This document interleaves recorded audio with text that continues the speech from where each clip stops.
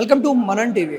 Congress government ఏర్పడిన తర్వాత nominate పదవులు కూడా ఇవ్వడం అయితే జరుగుతూ ఉంది. కార్పొరేట్ సంబంధించిన చైర్మన్ పదవులు అయితే 39 చైర్మన్ పదవులు అయితే ఇవ్వడం అయితే జరిగింది. దాంట్లో టీఎస్ఐఐసికి సంబంధించిన కార్పొరేట్ చైర్మన్ అయితే నిర్మలా జగ్గారెడ్డి గారికి అయితే ఇవ్వడం అయితే జరిగింది. ఈ రోజు అయితే తనైతే ప్రమాణ స్వీకారం చేసేసి తన బాధ్యతలు అయితే స్వీకరించడం అయితే జరిగింది. దీనికోసము మంత్రివర్యులు మరియు ఎమ్మెల్యేలు కూడా హాజరైన తెలుస్తూ ఉంది. ఇక్కడికైతే మంత్రివర్యులు దుద్దుర్ల శ్రీధర్ బాబు కానీ, పొన్నం ప్రభాకర్ గౌడ్ కానీ వీళ్ళైతే రావడం అయితే జరిగింది. ఇంకా ఎమ్మెల్యేలు మాన్కొండూరు ఎమ్మెల్యే కవంపల్లి సత్యనారాయణ గారు కూడా రావడం అయితే జరిగింది. హెల్త్ మినిస్టర్ దామోదర్ రాజనరసింహులు కూడా రావడం అయితే జరిగింది. ఇక్కడ వాళ్ళ యొక్క బాధ్యతలు ఏవైతే ఉంటాయో దాన్ని ఈరోజు అయితే ప్రమాణ స్వీకారం చేసేసి తన యొక్క బాధ్యతలు అయితే ఈరోజు అయితే తీసుకోవడం అయితే జరిగింది.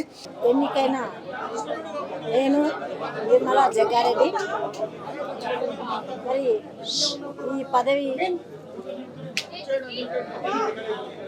ఎన్నుకున్న ముఖ్యంగా మన ముఖ్యమంత్రి రేవంత్ రెడ్డి గారికి, అలాగే రాహుల్ గాంధీ గారికి, సోనియా గాంధీ గారికి, మరి ఇండస్ట్రీ మినిస్టర్ శ్రీధర్ బాబు గారికి, బట్టి విక్రమార్క గారికి, ఉత్తమ్ కుమార్ రెడ్డి గారికి, అలాగే ఎంపీలుగా ఎన్నికైన కొత్తగా ఎంపీలకి, ఎమ్మెల్సీలకి, ఎమ్మెల్యేలకి,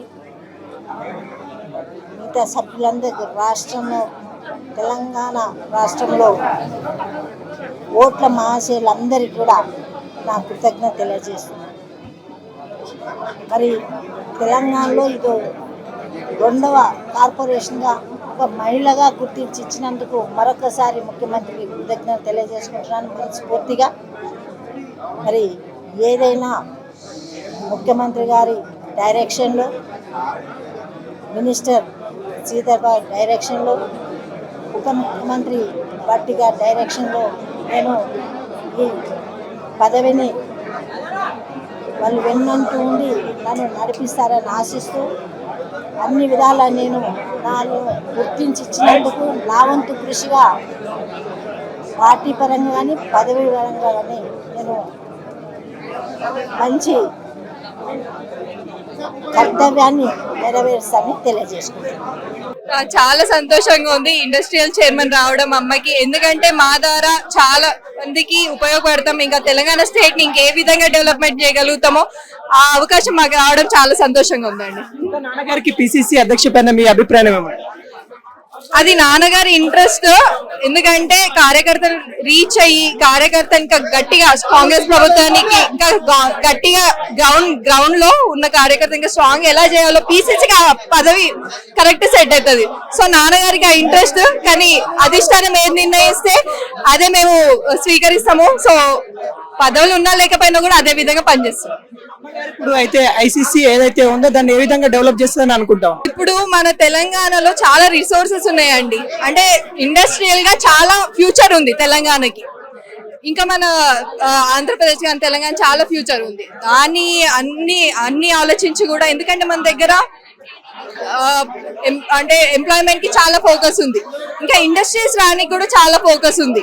ఎందుకంటే ఒకటే ఐటీ ఇండస్ట్రీ ఒకటే కాదండి, ఫుడ్ ఇండస్ట్రీ కానీ ఇంకా రకరకాలుగా సోలార్ కానీ ఇలాంటి చాలా మన గవర్నమెంట్ సపోర్ట్ చేస్తే ఇంకా చాలా విధంగా కూడా తెలంగాణ స్టేట్ ఇంకా ముందుకు వెళ్తుంది, ఇంకా పైకి వెళ్తుంది, ఇంకా చాలా ఫ్యూచర్ ఉంటుంది.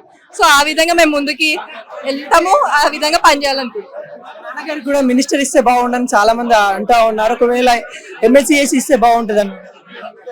బాగుంటదా కానీ అంటే జగ్గారెడ్డి గారికి వర్క్ అంటే ఇష్టం, పదవుల కంటే పని మీద ఎక్కువ కాన్సన్ట్రేట్ చేస్తారు. అవి ఏదిస్తే బెటర్ అని అట్లేం లేదండి. జస్ట్ మేము వర్క్ చేస్తాం, ప్రజల కోసం వర్క్ చేస్తాం, పొలిటికల్ గా యాక్టివ్గా ఉంటాం.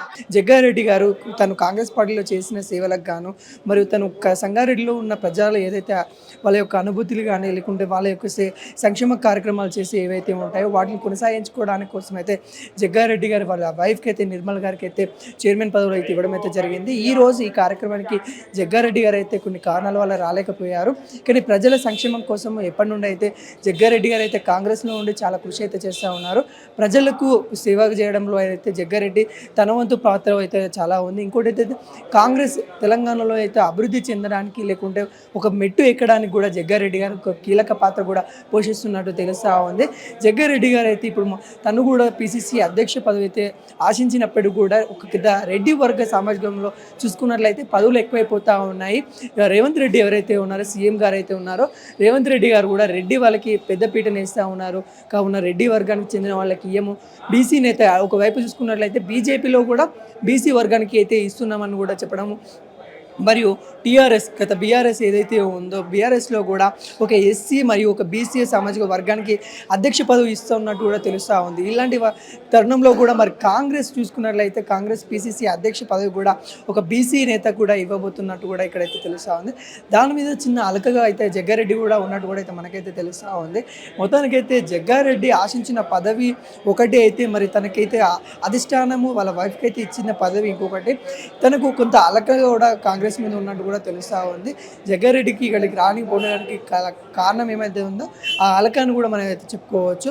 మరి నిర్మల జగ్గారెడ్డి గారు కూడా వాళ్ళు ఏదైతే టీజీఐసీసీ ఏదైతే ఉందో దాని ప్రకారం అయితే తను ఇండస్ట్రియల్ అయితే అభివృద్ధి చేస్తానని కూడా అయితే తనైతే చెప్పడం అయితే జరిగింది.